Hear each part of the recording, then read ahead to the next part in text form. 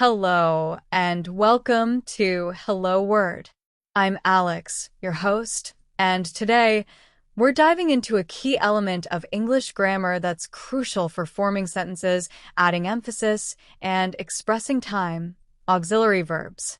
At the C1 level, we'll explore the more advanced uses of auxiliary verbs and how they can help you communicate with clarity and confidence. So, what exactly is an auxiliary verb?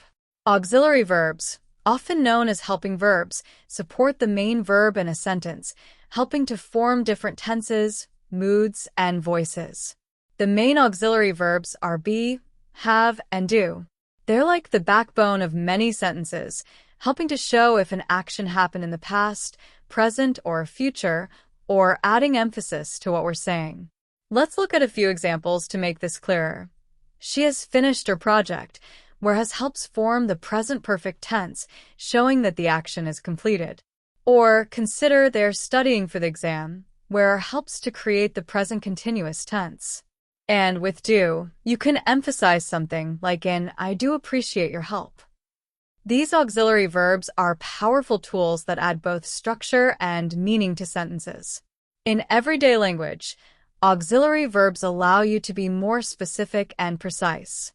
For instance, if you want to talk about an event that was finished before another past event, you might say, they had already left by the time I arrived, using had to form the past perfect.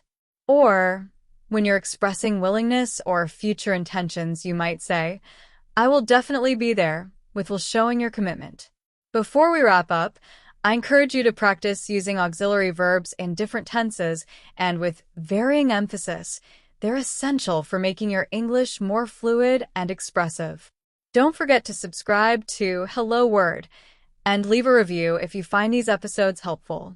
Your support helps others find the show, and we're always grateful for your feedback. Thanks for joining me today to explore auxiliary verbs at the C1 level. Keep practicing, and I'll see you in the next episode.